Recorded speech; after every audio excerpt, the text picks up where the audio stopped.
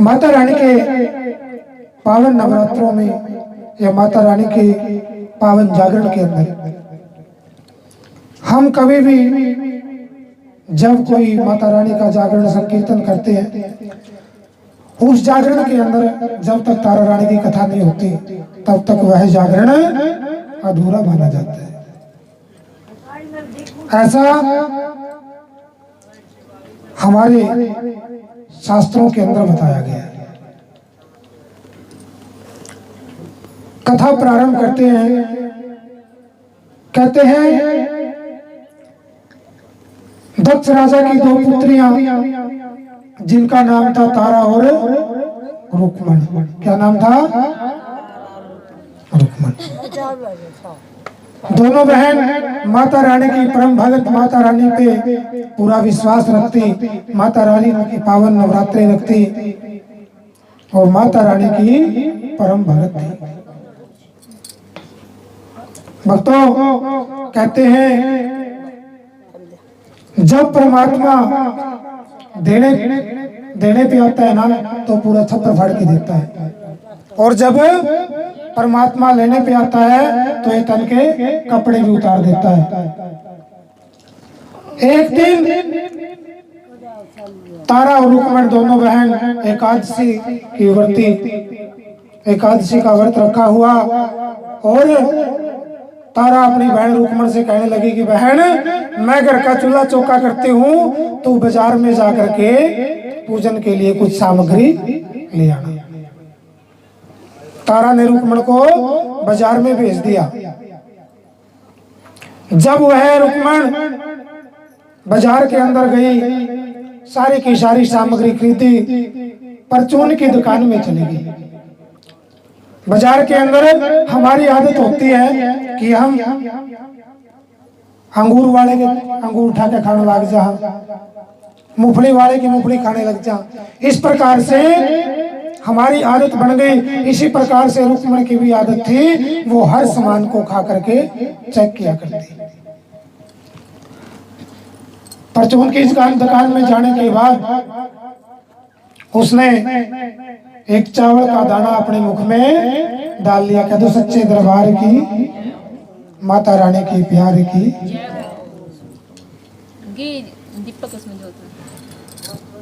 उसने चावल का दाना खाया और पूजन की सारी सामग्री लेकर के अपने घर पे आई, तो कहने लगी बहन, मैंने माता रानी के सामान की जो सामग्री में लेने के लिए गई थी बाजार के अंदर, और मैंने बाजार में गई और मेरे मुख में एक चावल का दाना चला गया। कुछ कलाकार, कुछ कथावाचक कहते हैं कि उसने मांस खाया था। ऐसा नहीं है, क्योंकि वो माता रानी की परम भगत थी। एकादशी का व्रत तो मांस कैसे खा लेती? उन्होंने एक चावल का दाना खाया था, और चावल का दाना एकादशी के दिन मांस के ही बराबर होता है, कीड़े के बराबर होता है। इसलिए एकादशी के दिन चावल नहीं खाया जाता। तो उसने उसकी बहन से आकर के कहा कि बहन, मैंने गलती से चावल का दाना खा लिया। तो उसकी बहन कहने लगी, आपने अपराध कर दिया, लेकिन आपने अपराध किया है, आपको इस गलती का दंड तो मिलेगा। उसकी बहन ने श्राप दे दिया कि जा, तू छिपकली की योनि में जाकर के पैदा होगी। कहते सच्चे दरबार की, वह रुक्मण छिपकली की योनि में जाकर के पैदा हुई, और उधर से वो तारा माता रानी की परम भगत, माता रानी के पावन नवरात्रि रखी। एक दिन कुछ ऋषि महात्मा लोगों ने मन में किया कि हम भी यज्ञ करेंगे, सचंडी महायज्ञ करेंगे। ब्राह्मण बुलाए गए, दूर दूर से ऋषि महात्मा लोग बुलाए गए, लेकिन किसको नहीं बुलाया? दुर्वासा ऋषि को। किसको नहीं बुलाया? दुर्वासा ऋषि को उसके अंदर नहीं बुलाया गया। क्यों? क्योंकि दुर्वासा ऋषि के अंदर बहुत क्रोध था, क्रोधित थे, बहुत क्रोधित थे। तो उन्होंने सोचा कि सारे के सारे देवता वहां पर आए हुए हैं, मेरे को नहीं बुलाया, मेरा अपमान किया है, मैं भी उनके यज्ञ को संपूर्ण नहीं होने दूंगा। कह दो सच्चे दरबार की। मन में सोचा कि इनका अगर यज्ञ संपूर्ण हो गया, ये तो पूरी पृथ्वी पे राज करेंगे, मैं इनका यज्ञ संपूर्ण नहीं होने दूंगा। 7वें दिन जब यज्ञ की पूर्ण आहुति करते हैं, पूर्ण आहुति के बाद ब्राह्मण देवता आज भी आपको कहते हैं, जैसे यज्ञ इत्यादि करते हैं, खीर या हलवे का प्रसाद तैयार करो, क्योंकि यज्ञ के अंदर भोग लगेगा। तो उधर से भी क्या, खीर का भोग बनाने लग रहे थे, खीर का भोग बन के तैयार हो गया, और उधर से यज्ञ की पूर्णाहुति हुई। यज्ञ की पूर्णाहुति हुई तो ऋषि महात्मा कहने लगे कि खीर का भोग लगेगा, आप उस खीर को लेकर के आओ। कहते सच्चे दरबार की। जब वो खीर का भोजन बनने लग रहा था, उस अष्टावक्र ऋषि ने अपने मुख के अंदर, दुर्वासा ऋषि ने अपने मुख के अंदर एक मरा हुआ सर्प का बच्चा बोझ करके, काग की योनि लेकर के पक्षी बन करके उड़ने लगा, और वो सर्प उस कढ़ाई में छोड़ दिया जहां पर वो खीर बनी हुई थी। कहते सच्चे दरबार की। जब वो खीर के अंदर सर्प छोड़ा गया तो उधर से कौन देख रही थी उसको? शिवकली।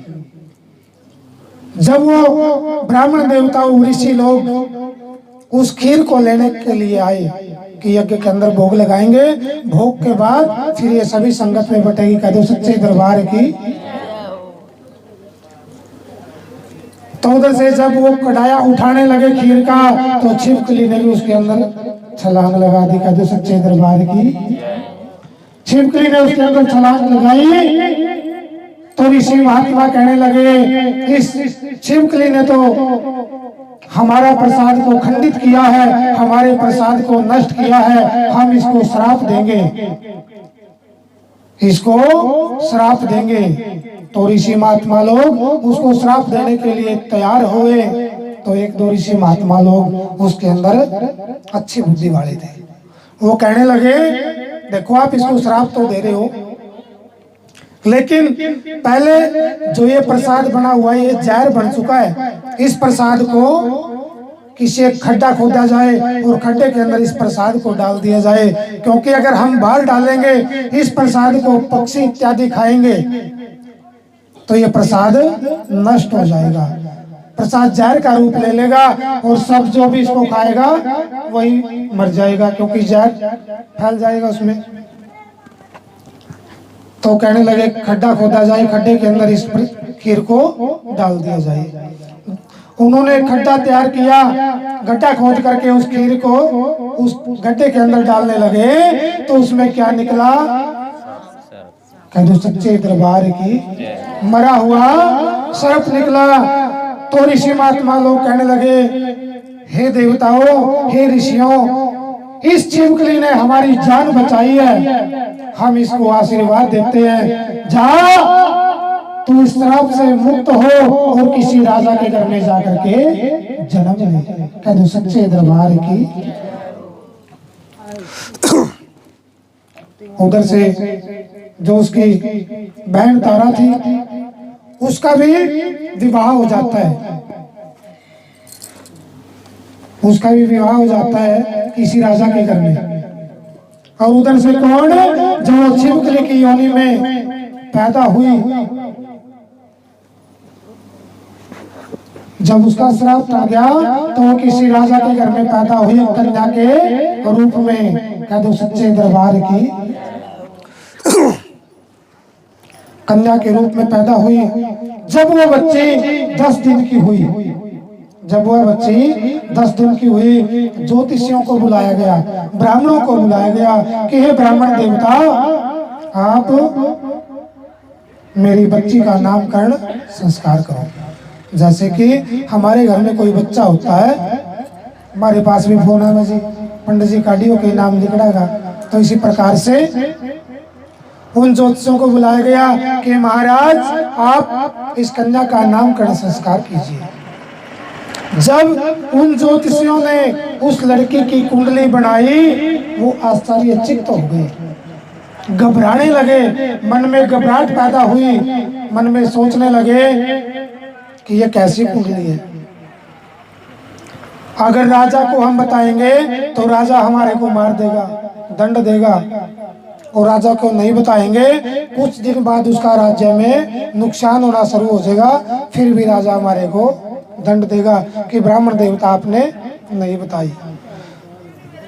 तो उन ज्योतिषियों ने कहा, महाराज यह कन्या आपके लिए शुभ नहीं है, यह कन्या आपके लिए शुभ नहीं है। घी डालिए एक बार। यह कन्या आपके लिए शुभ नहीं है। कि ब्राह्मण देवता क्यों? क्योंकि इस कन्या के लगन के अंदर मंगल बैठा हुआ है, सप्तमेश इसका राहु बैठा हुआ है, द्वादश बाहु में इसका शनि बैठा हुआ है, इस प्रकार से ये आपके लिए शुभ नहीं है। महाराज फिर क्या करें? तो महाराज उपाय तो हम इसका बता देंगे, लेकिन आप हमारे को दंड ना दे दें, कहीं हमारे को दंड नहीं दे दें, हमें डर लगता है। कहने लगे, महाराज हम आपको दंड नहीं देंगे, आप इसका उपाय बताएं, क्या करें? तो उन ज्योतिषियों ने, उन ब्राह्मणों ने कहा, महाराज आप एक लकड़ी का संदूक बनाओ, लकड़ी का संदूक बनाओ, उसके ऊपर हीरे, पन्ने, जेवरात, सोना, चांदी इत्यादि उस संदूक के ऊपर लगाओ, और उस संदूक के अंदर इस लड़की को विराजमान करो और किसी गंगा में प्रवाहित कर दो। उन्होंने ऐसा ही किया, उस बच्ची को उस संदूक में रखा और गंगा जमुना जी के अंदर प्रवाह कर दिया। कहते सच्चे दरबार की। जब जमुना जी के अंदर उसको प्रवाहित किया तो कुछ दूर बाद एक धोबी कपड़े धोने लग रहा था, सुबह सुबह का टाइम था, कपड़े धोने लग रहा था धोबी घाट पे। तो उसने सोचा कि क्या पता नदी के अंदर, जमुना जी के अंदर चमकीली चीज क्या तैरती हुई आ रही है। तो उसके साथ में एक ब्राह्मण भी वहां संध्या करने लग रहा था, क्योंकि सुबह के टाइम में संध्या वंदन की जाती है। तो उधर से कहने लगा, हे ब्राह्मण देवता, पता नहीं आज जमुना जी के अंदर क्या तैरता हुआ आ रहा है। पैर ना करो माता के सामने, थोड़े से उधर कर लो अगर करने हैं तो। तो ब्राह्मण देवता कहने लगे, महाराज ये तो हमारे को नहीं पता किस नदी के अंदर ये चमकीली चीज क्या है, लेकिन मैं आपसे एक बात करता हूँ, एक वादा करता हूँ, जो बाहर का सामान है वो मेरा और जो अंदर का सामान है वो तेरा। कह दो सच्चे दरबार की। उन दोनों ने मिलकर के उस संदूक को निकाला, संदूक निकाला तो कहने लगा, भाई धोबी के पहले सुन ले, जो बाहर का सामान है वो मेरा, जो अंदर का सामान है वो तेरा। बच्चों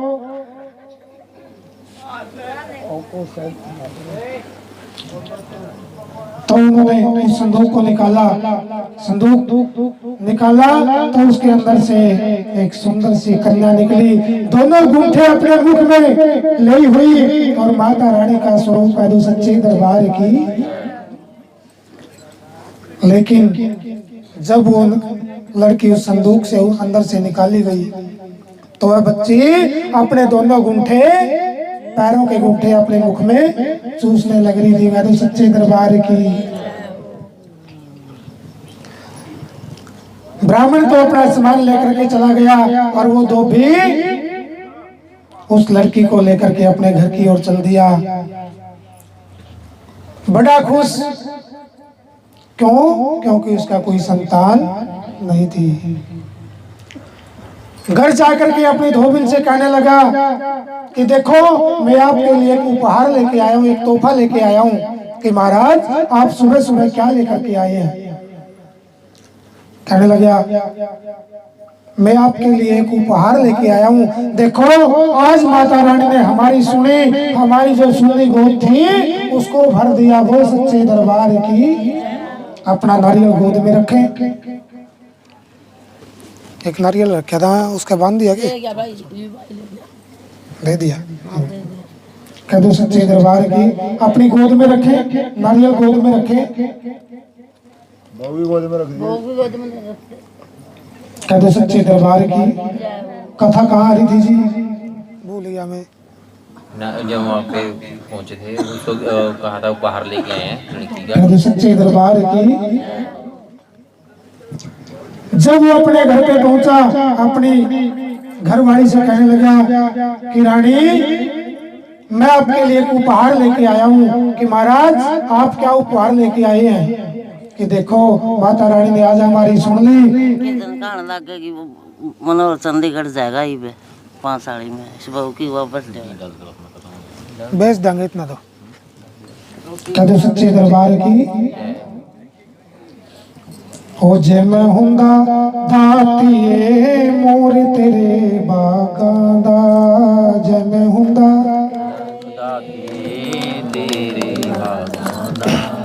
जे मैं हुंदा दातिए मोर तेरे बागां दा, जे मैं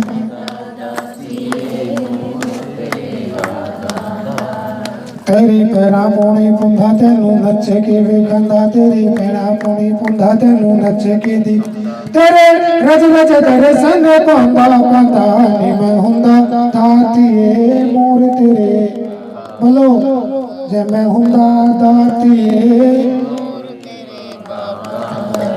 जे मैं हुंदा दातिए मोर तेरे बागां दा, जे मैं हुंदा दातिए मोर तेरे। वो लेके उस कन्या ने, जब उस कन्या को लेकर के उसने अपनी घरवाली को दी तो उसने छाती के लगा लिया। कह दो सच्चे दरबार की। और माता रानी की कृपा से कहते हैं पत्थर के अंदर कीड़ा होता है, परमात्मा उसको खाने के लिए देता है। उसके घर में कोई संतान नहीं थी, जब वो लड़की उसने ली उसकी दूधियों से दूध निकल आया। कह दो सच्चे दरबार की। माता रानी ने ऐसी कृपा करी, उसकी दूधियों से उस बच्ची के लिए दूध निकल आया। धीरे धीरे वह बच्ची ऐसे बढ़ने लगी जैसे शुक्ल पक्ष का चंद्रमा बढ़ता है। उसका नाम उन्होंने क्या रखा पता है? किसी ने इनाम मिलेगा?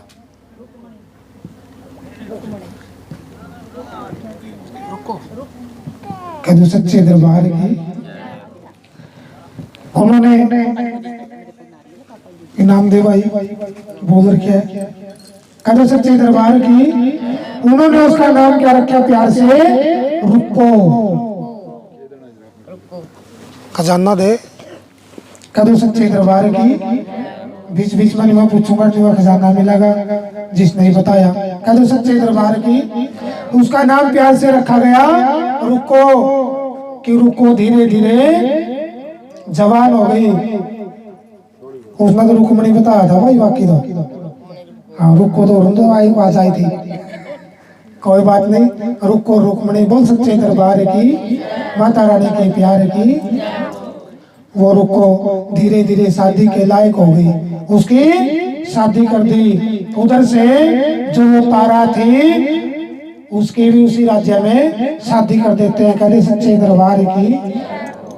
जब वो रुको अपनी ससुराल में गई, ससुराल में गई तो उसकी जो सास थी वो झाड़ू पोछे का काम करती थी। झाड़ू पोछे का काम करती थी। वही राजा के दरबार में उसकी सास जाया करती। एक दिन उसकी सास बीमार हो गई। कहने लगी बेटी मेरे से नहीं जाया जाता, आप राजा के घर में सफाई का कार्य करके आ जाना। कह दो सच्चे दरबार की। जब वो रुको उस राजा के घर में सफाई के लिए गई तो उसकी बहन ने उसको क्या कर लिया? पहचान। कह दो सच्चे दरबार की। उसकी बहन को उसने पहचान लिया। पहचान लिया तो कहने लगी बहन तू यहाँ कैसे? और वो कहने लगी बहन तू कैसे? क्योंकि वैसे तो 3 युग बीत गए थे उनके। क्योंकि जो चेहरे का तेज होता है ना, मस्तक का तेज होता है, वो तेज से पहचाने जाते हैं। उनने अपना तेज से पहचान लिया, कहते सच्चे दरबार की।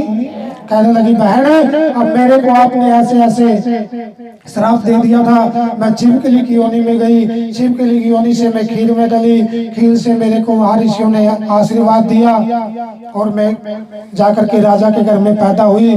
फिर मेरे को किसी ज्योतिषियों ने कहा कि राजा आपके लिए शुभ नहीं है, तो मेरे को किसी संदूक में बंद करके नदी में तैरा दिया और मेरे को धोबी ने निकाल लिया। धोबी ने मेरे को पाला, मेरा पढ़ाया लिखाया, मेरी शादी कर दी। मैं तो धोबी के घर में ब्याही हुई हूँ। कहते सच्चे दरबार की। धोबी के घर में, क्योंकि जिसकी जो कास्ट होती है उसी कास्ट में फिर शादी करनी पड़ती है। तो बहन कहने लगी कि बहन आपकी शादी में कितने दिन हो गए? कहने लगी बहन 4-5 साल हो गए मेरी शादी को, लेकिन कोई संतान नहीं है, कोई संतान नहीं है। कि बहन 4-5 साल हो गए और संतान नहीं है? हाँ बहन कोई संतान नहीं है। हे आपने माता वैष्णो के बारे में सुना है? कि हाँ बहन सुना तो है, नाम तो सुना लेकिन मैं कभी गई नहीं। चलो बुलावा आया है माता ने, चलो बुलावा आया है, चलो बुलावा आया है, माता ने बुलाया है। हो ऊंचे पर्वत पे रानी माँ ने दरबार लगाया है, चलो बुलावा आया है,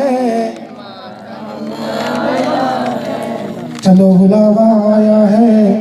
ताड़ी बजा के चलो बुलावा आया है, चलो बुलावा आया है, चलो बुलावा आया है, चलो बुलावा आया है, माता ने बुलाया है, चलो बुलावा आया है, चलो बुलावा आया है, चलो बुलावा आया है, माता ने बुलाया है। हो ऊंचे पर्वत पे रानी माँ ने दरबार लगाया है, चलो बुलावा आया है, माता ने बुलाया है। सारे जग में एक ठिकाना, सारे गम के मारों का, सारे जग में एक,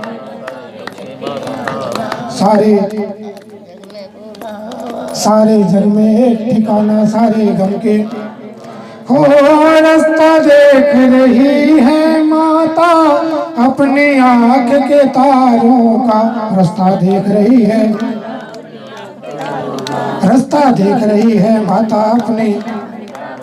हो मस्त हवाओं का एक झोंका ये संदेशा लाया है, चलो बुलावा आया है, माता ने ताड़ी बजा के चलो बुलावा आया है, माता ने। हो वैष्णो रानी माँ तेरे दर पे जो भी दौड़ा आया है, चलो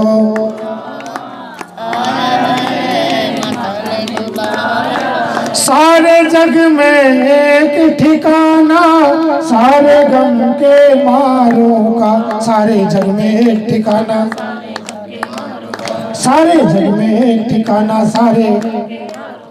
हो रास्ता देख रही है माता अपनी आँख के तारों का, रास्ता रास्ता देख रही है माता अपनी आँख। हो मस्त हवाओं का एक झोंका ये संदेशा लाया है, चलो बुलावा आया है। वो भी तो एक माँ है माता, माँ ही माँ को पहचाने, बेटे का दुख क्या होता है और कोई क्या जाने, हो जिसने जिसको दूध पिलाया, जिसने जिसको दूध पिलाया तेरे भवन पे आया है, चलो बुलावा माता ने बुलाया है, चलो बुलावा आया है, चलो बुलावा आया है, चलो बुलावा आया है, चलो बुलावा आया है, चलो बुलावा आया है सच्चे दरबार की। तो कहने लगी है बहन, कड़ारी की कथा कि सच्चे दरबार की इनाम दो भाई। तो कहने लगी बेटी, हे बहन, आपने माता वैष्णो का नाम सुना है क्या? जिस लड़की ने बताया हाथ उठा लो भाई। तो कहने लगी बहन, माता रानी का नाम तो आपने सुना होगा कि हाँ बहन माता रानी का नाम सुना है। तो माता रानी का जागरण कबूल ले, तेरा भी संतान हो जाएगी। जिन्होंने, हाँ जी, जिन्होंने आज माता रानी का पावन जागरण सुना है, वह भगत जन जो भी अपनी गोद में नारियल लिए हुए हैं, अपनी मनोकामना माता रानी के चरणों में रखें कि हे माता रानी, मैं आपका जागरण करवाऊंगा या करवाऊंगी कि मेरी यह मनोकामना पूर्ण हो। इस प्रकार से माता रानी के पावन चरणों में अपनी हाजिरी लगानी है और माता रानी से क्या कहना है, माँ मुरादें पूरी कर दे हलवा बांटूंगी, माँ मुरादें पूरी कर दे हलवा, माँ मुरादें पूरी कर दे हलवा बांटूंगी, माँ मुरादें पूरी कर दे हलवा बांटूंगी, माँ मुरादें पूरी कर दे हलवा बांटूंगी, माँ मुरादें पूरी के माता मेरी यह मनोकामना पूरी कर दे, मैं आपका जागरण करवाऊंगी, आपके नाम के हलवे और छोले का भोग लगाऊंगी। बोल सच्चे दरबार की। तो माता रानी का जागरण कबूल लेती है। तो धीरे धीरे कुछ दिन बीतते जाते हैं, वो आशा भेद हो जाती है। तो उसके घर में 9वें महीने फिर एक सुंदर से लड़के का जन्म होता है। कहते सच्चे दरबार की। जिन्होंने नारियल अपनी गोद में रखा है वो एक बार मस्तक पे लगाए। कहते सच्चे दरबार की। जो नारियल ले रहे हैं वह नारियल अपने मस्तक पे लगाए। कहते सच्चे दरबार की। माता रानी ने उसकी मनोकामना कुछ ही दिन में पूर्ण कर दी। कहते सच्चे दरबार की। वो कहने लगी, कुछ दिन बीत गए, फिर वो माता रानी का क्या भूल गई, जागरण करवाना भूल गई। कहते सच्चे दरबार की। जब वो जागरण भूल गई, उसके बच्चे का एक बीमारी लगी, जिसको हम पहले चेचक की बीमारी कहते थे। फूलमदे माता का नाम भी दे देते हैं। उसके सारे शरीर पे दाने वाली माता निकल गई। और जब वह माता रानी के जागरण को भूल गई, कुछ दिन बाद उसकी बहन से कहा कि बहन, मेरा लड़का तो हो गया, लेकिन वो तो लंबे समय से कुछ बीमारियों ने घेर लिया। इसलिए कहते हैं भक्तों, कोई भी सूखना सूखे तो उसको याद रखना चाहिए। कहते सच्चे दरबार की। वैसे सूखनी नहीं चाहिए कोई भी। तो उसके वो बीमारी ने घेर लिया और उसकी बहन से कहने लगी कि बहन, मेरा लड़का तो लंबी बीमारी ने घेर लिया। कहने लगी, बहन, आपने कुछ समय पहले माता रानी का जागरण कबूलिया था, वो करवाया के ना करवाया। कह दो सच्चे दरबार की। तो उसको याद आया कि मैंने माता रानी का जागरण बोला था और माता रानी का जागरण नहीं करवाया, इसलिए मेरा बच्चा बीमार हुआ है। कह दो सच्चे दरबार की। तो कहने लगी, बहन, मैं तो यहाँ धोबी के घर, बंगी के घर हूँ, मेरे घर में जागरण करने के लिए कौन आएगा। पहले ब्राह्मण देवता, ब्राह्मण मंडली ही माता रानी के पावन जागरण किया करती। पहले जागरण किसके होते थे? माता ज्वाला देवी के नाम के। किसके नाम के होते थे? बोले ज्वाला देवी मैया की। जगती रहे ज्वाला देवी ज्योति तेरी, जगती रहे ज्वाला देवी, जगती रहे ज्वाला देवी ज्योति तेरी। पांचों पांडवा ने भवन बनाया, पांचों पांडवा ने भवन बनाया, पांचों तेरा चवर ढुलाया, ज्योत तेरी जलती रहे, जगती रहे महारानी, ज्योत तेरी जगती रहे महारानी, ज्योत तेरी। तो पहले माता रानी ज्वाला देवी के जागरण होते थे। पीछे रख दो इसको। पहले किसके जागरण होते थे? माता ज्वाला देवी के। और आज हम एक गलती करते हैं। क्या गलती करते हैं? तो माता रानी के यहाँ माथा टेकते हैं तो माता रानी के ऊपर से हाथ घुमाते हैं। ऐसे अखंड ज्योत पे कभी भी हमें हाथ नहीं घुमाना चाहिए। कौन है ये? माता। और हम कौन है? उसके बच्चे माता को आशीर्वाद देते हैं, चरणों में हाथ लगाते हैं, इसलिए कहीं भी अखंड ज्योत हो तो वहाँ नीचे से स्पर्श करना चाहिए, ऊपर से नहीं। एक ज्योत का स्पर्श कर सकते हैं ऊपर से, जो आरती की ज्योति होती है, क्योंकि उससे माता की ज्योति से आरती उतारी जाती है। माता की आरती उतारी जाती है, उस आरती से हम ऊपर से हाथ घुमा करके आरती ले सकते हैं। लेकिन कहीं भी अखंड ज्योति जागरण में या कहीं भी जलती हो तो उसके ऊपर से हाथ नहीं घुमाना चाहिए। कहते सच्चे दरबार की। तो कहने लगी, हे बहन, मेरे घर जागरण करने के लिए कौन आएगा? मैं आऊंगी और ब्राह्मण देवता भी आएंगे। कहने लगी ब्राह्मण देवता आएंगे।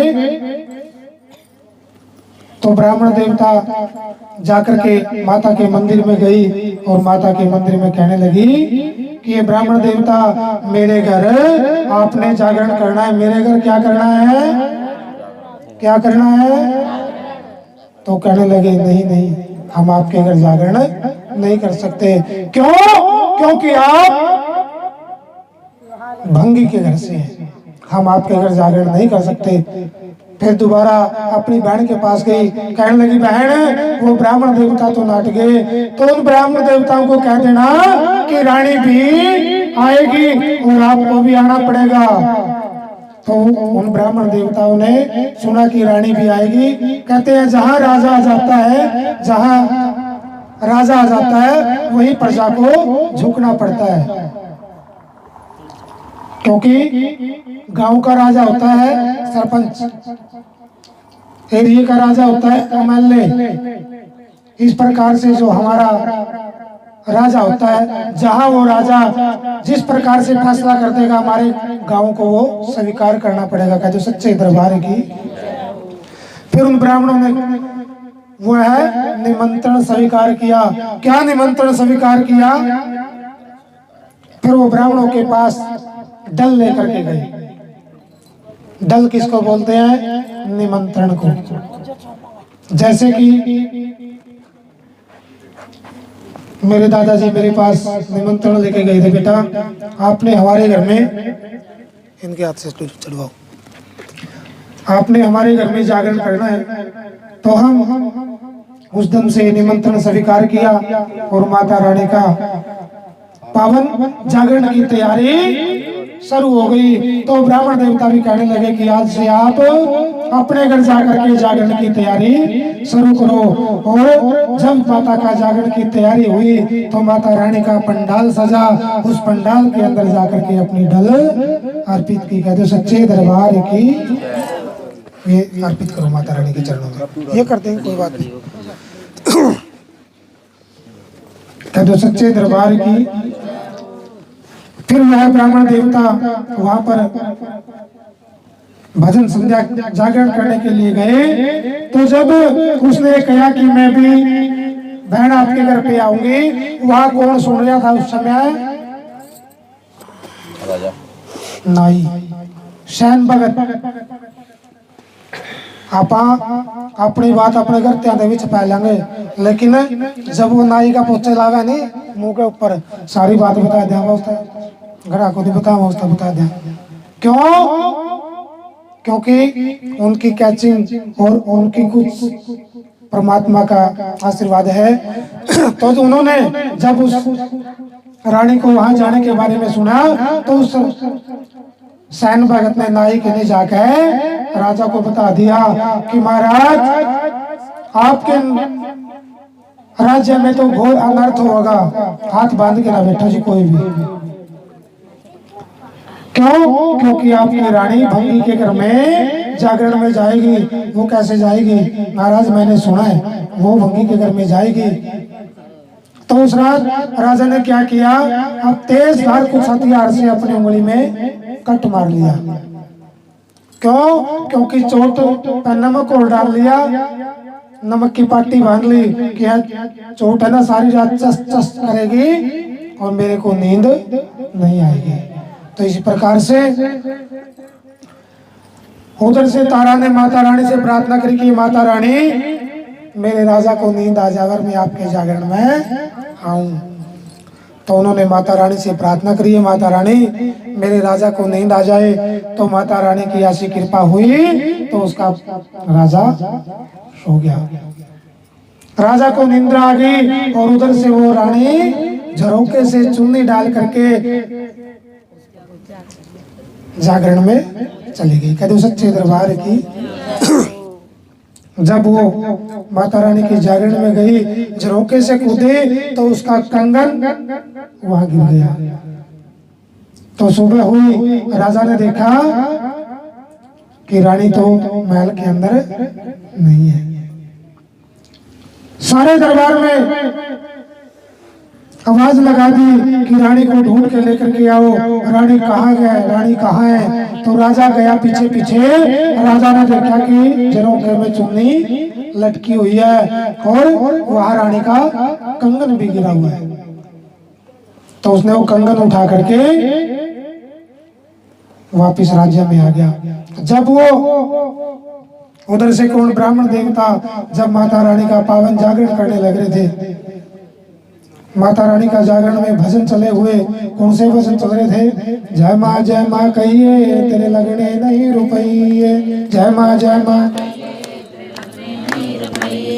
लगने नहीं रुपये, तेरे लगने नहीं रुपये, जय माँ कहिए तेरे लगने नहीं रुपये। सच्चिया जोता वाली माता तेरी सदा ही जय, तूने मुझे बुलाया शेरा वालिए, मैं आया शेरा वालिए। हो तूने मुझे मैं आया शेरा। सारा जग है एक बंजारा, सारा जग है एक बंजारा, सबकी मंजिल तेरा द्वारा माँ, सबकी मंजिल तेरा द्वारा। ऊंचे पर्वत लंबा रास्ता, ऊंचे पर्वत लंबा रास्ता, पर मैं रह ना पाया शेरा वालिए, मैं आया। हो तूने मुझे बुलाया शेरा वालिए,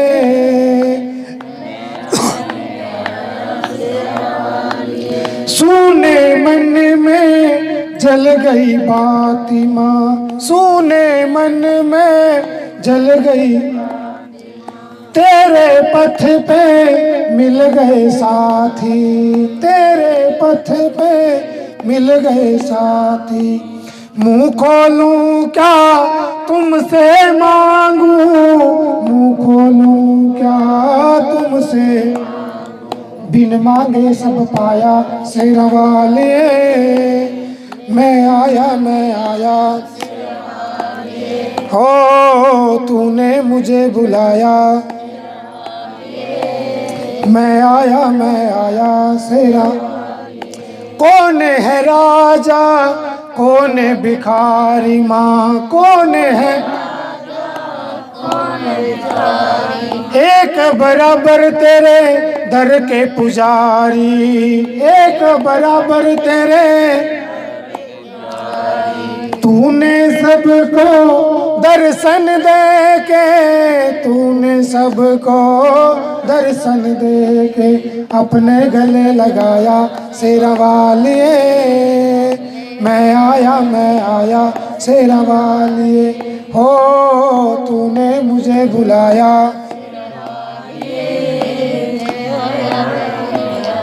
शेरा वाली।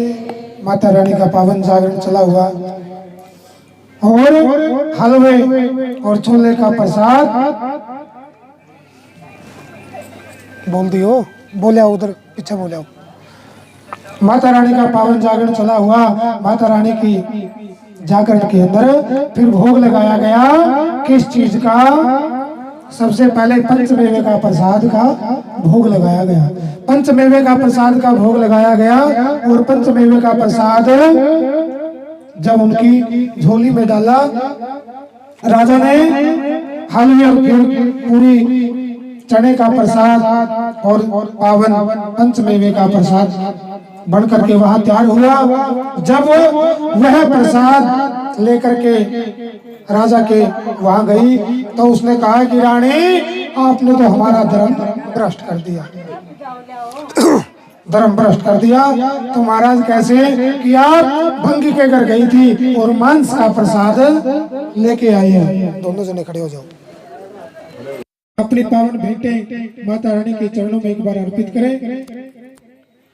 जो नारियल की भेंट है माता रानी के पावन चरणों में अर्पित करें। एक एक करके आए। वो भेंट ले लेनी मेरी माए, चूड़े वाली बाँ करके भेंट ले लेनी मेरी माए, चूड़े वाली बाँ करके।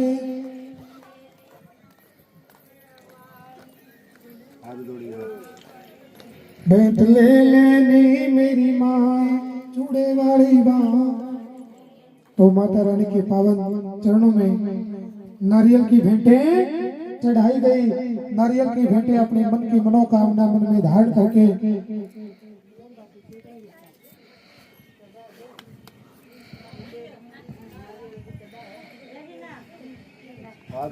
माता रानी के पावन चरणों में नारियल के प्रसाद और नारियल। पहले कहते थे कि माता रानी के पावन जो जागरण होते थे या माता रानी की जो पावन भेंटे होती थी वो जीव की भेंटे जाया करती। किसकी भेंटे जाया करती? जीव की। तो माता रानी के भक्त माता रानी से कहने लगे, माता रानी इस प्रकार से तो क्या पता कितने लाखों हजारों करोड़ों पक्षी या जीव अपने जीवन की लीला समाप्त कर देंगे। माता रानी आप ऐसा कोई उपाय बताएं जिस उपाय के करने से आप भी खुश हो जाएं और भक्ता की मुरादें भी पूरी हो जाएं। तो फिर उस दिन से नारियल की भेंटें माता के पावन दरबार में चढ़ने लगी। आज भी इस नारियल को छील करके आप देखना। जब नारियल को आप छीलेंगे इसके अंदर से गिरी निकालने के लिए तो इसके अंदर मुंह भी बना हुआ है और आंखें भी बनी हुई है। दो ऊपर आंखें हैं और एक नीचे मुंह है। जब हम इसका पानी निकालते हैं पहले जो नीचे वाला मुख होता है ना उसका सुराख खोलना चाहिए, क्योंकि आंखों के अंदर नहीं मारना चाहिए। पहले जो इसका मुख होता है ना नीचे उस मुख से पानी निकाल करके फिर इसको तोड़ना चाहिए। कह दो सच्चे दरबार की। फिर माता रानी के पावन चरणों में अपनी भेंटें चढ़ाई गई और माता रानी के पावन चरणों में भोग लगाया गया। भोग लगाने के बाद माता रानी को जब वो रानी प्रसाद लेकर के आई तो राजा ने कहा,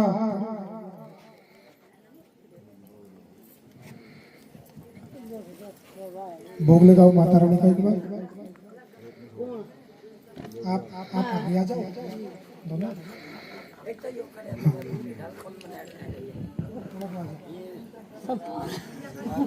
कहते सच्चे दरबार की जोड़ी तोड़ी।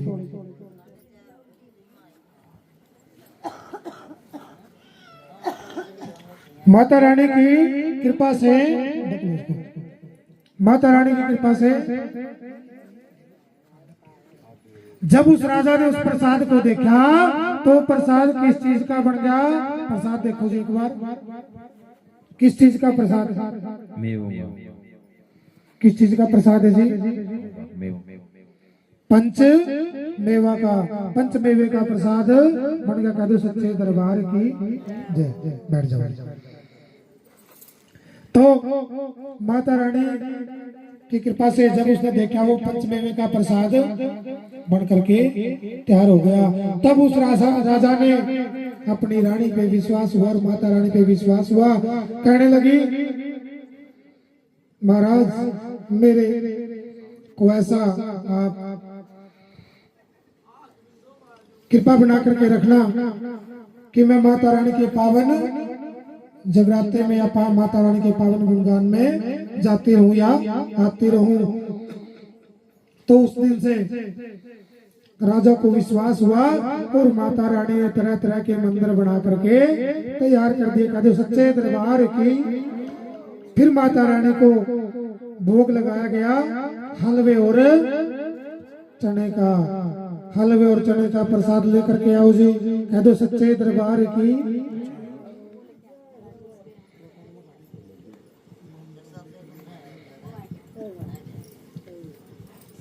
ये तो बोल दे रहा माइक को लग रहा है माइक कह दो सच्चे दरबार की, माता रानी के प्यार की। माता रानी को भोग लगाया गया। फिर आप माताओं को पूजन भी होगा, भोग लगा देंगे। का पर्दा सच्चे दरबार की। बोल सच्चे दरबार की। ओम मनाभ्यासीदं परिक्षं श्रीष्णोदेवो समवर्ततापदभ्यं भूमिदिसः श्रोत्रादधा लोकानुकलयन्ति श्रीष्ठते लक्ष्मीश्चपत्न्यां वहोरात्रे पारस्वे नक्षत्रानिरूपमस्वे नव्यातं वैष्णं लिखाणा ओम मैकाणा सर्वलोकं मैकाणा हरिः ओम।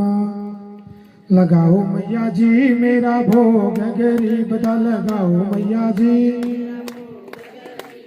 भोग गरीब दा सबद नसीब का भोग लगाओ महारानी मेरा भोग गरीब का लगाओ महा बिलने के बेर सुदामा के कुंडल बिलने के सुदामा के तंदुल रुच रुच भोग लगाओ मेरी माँ मेरा भोग रुच रुच भोग लगाओ मेरी धरियो धन घर मेवा त्यागी धरियो साग विदुर घर खाओ मेरी माँ मेरा भोग गरीब का साग विदुर घर मेरा भोग गरीब का लगाओ मेरी माँ लगाओ मेरी माँ मेरा भोग गरीब का लगाओ ऐसा भोग लगाओ मेरी मैया सब अमृत हो जाए मेरी माँ मेरा भोग गरीब का सब फिर माता रानी ने अपना भोग स्वीकार किया। कह दो सच्चे दरबार की। और फिर कन्याओं का पूजन किया गया। कन्याओं को बुलाओ जी, बुलाओ 5, 7, 10, 15 जितने भी हैं बुलाओ सबको।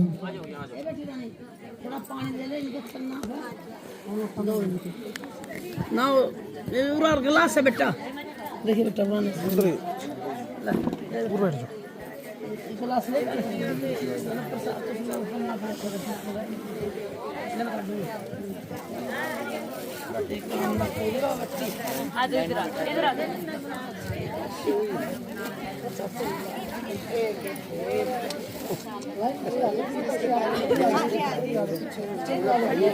जय माता दी। इतना अपने बात नहीं करने से कहना है जय माँ कहिए तेरे लगने नहीं रुपये। जय माँ कहिए जय माँ कहिए लगने नहीं रुपये तेरे लगने नहीं रुपये। जय माँ कहिए तेरे लगने नहीं रुपये। सारे बोलो मिलके बोलो बाज नहीं आए रल मिल बोलो सारे बोलो अगले भी बोलो हम पिछले भी बोले तुम भी बोलो हम भी बोले सारे बोलो हो जय माँ कहिए तेरे लगने नहीं रुपये। जय माँ कहिए तेरे लगने नहीं रुपये। जय माँ कहिए तेरे लगने नहीं। जय माँ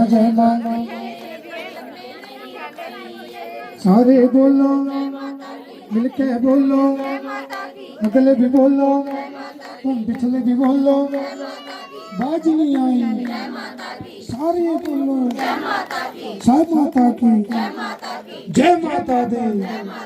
सारे बोलो जय माँ कहिए तेरे लगने नहीं रुपये। जय माँ कहिए तेरे लगने नहीं रुपये। जय माँ कहिए तेरे लगने नहीं रुपये। जय माँ कहिए तेरे लगने नहीं रुपये। जय माँ कहिए तेरे लगने नहीं रुपये। जय माँ कहिए तेरे लगने। सारे बोलो मिलके बोलो सारे बोलो मिलके बोलो जय माँ कहिए तेरे लगने नहीं रुपये।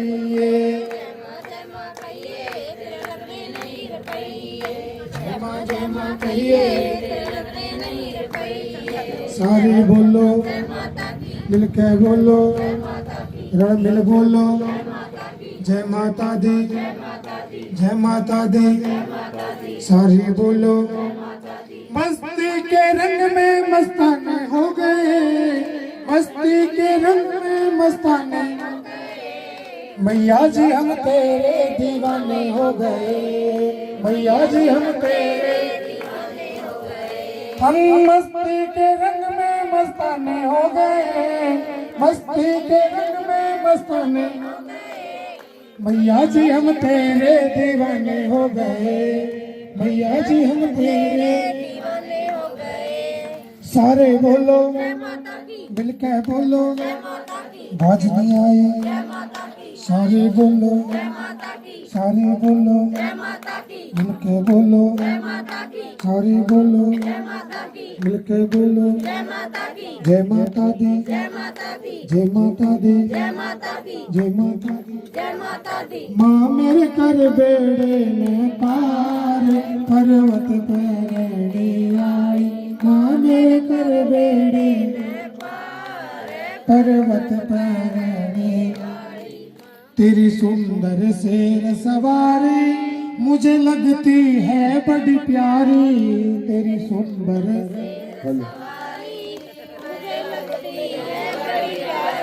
माँ तेरी हो रही जय जयकार पर्वत पैरणी। माँ तेरी हो रही जय जयकार पर्वत पैरणी आई। तन लाखों पापी तारे तेरे खेल है बड़े निराले।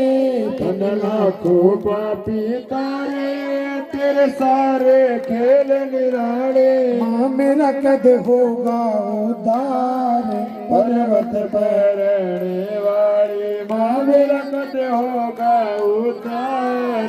पर्वत पर रहने वाली माँ मेरा कर दे बेड़ा पार। पर्वत पे रहने वाली। कोई कहता तुझको काली, कोई कहता शेरों वाली। कोई कहता तुझको काली, कोई कहता शेरा वाली। माँ तेरे नाम है कई हजार, पर्वत पर रहने वाली माँ तेरे नाम है कई हजार। पर्वत पर रहने वाली माँ मेरा कर दे बेड़ा पार। पर्वत माँ मेरा कर दे बेड़ा। माताओं का चरण स्पर्श कीजिए, आशीर्वाद लीजिए। उसके बाद माता रानी के पावन जागरण के अंदर अरदास से करवाएंगे। हल कहते सच्चे दरबार की माँ के प्यार की। तो जी दीपक शर्मा जी ने माता के चरणों में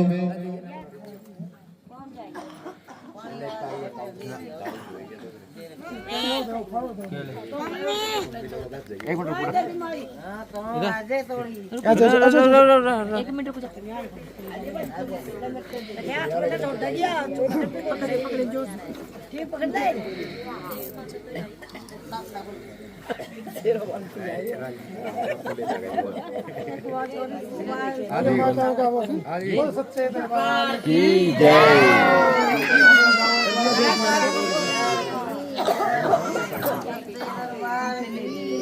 अपने स्थान पे हम जी जी सच्चे दरबार की कन्याओं का पूजन किया गया। कन्याओं का पूजन के बाद माता रानी से प्रार्थना करो, हे माता रानी, बोलो हे माता रानी, जो हमने आपका ये है जागरण किया है, आप इस जागरण को स्वीकार करें। इस जागरण में हमारे से किसी भी प्रकार की कोई भूल हो गई हो, आप हमें अपने बेटे समझ करके क्षमा करें। अदो सच्चे दरबार की फिर अरदासें, माता की अरदास करवाएंगे। बोल सच्चे दरबार की कथा को यही विराम देते हैं और अरदासें। पहली अरदास,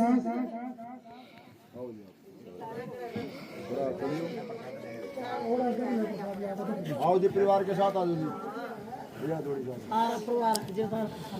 सासू ने भी बुला लो, ससुर ने बुला लो। होली मेरा आओ जी भैया जोड़े के साथ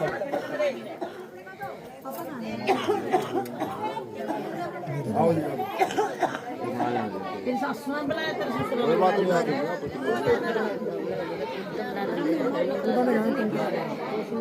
आपके पापा ने कितना करवा देंगे। ए बुला ले तो तेरे बहू ने बुला ले। हल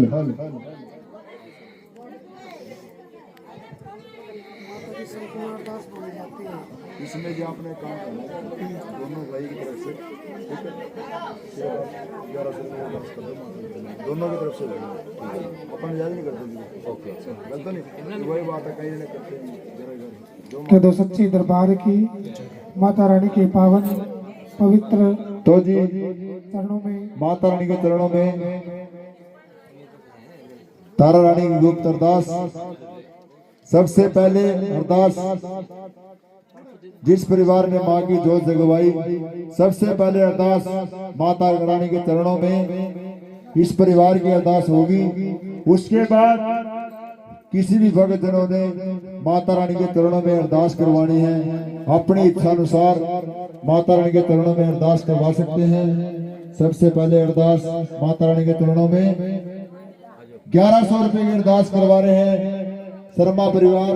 हे माता रानी, इनके घर में ऐसे ही तरक्की देती रहना माता रानी, और इनके सारे काम ऐसे ही बनाए रखना। ये अरदास कराई मैया तेरे चरणों में आई, ये अरदास कराई मैया तेरे चरणों में आई।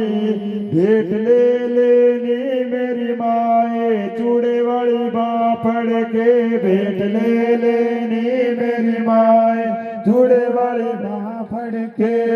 ये अरदास कराई मैया तेरे चरणों में आई, ये अरदास कराई मैया तेरे चरणों में आई। कोई भी भक्तजन माता रानी के चरणों में अपनी नेक कमाई से अरदास करवा सकता है।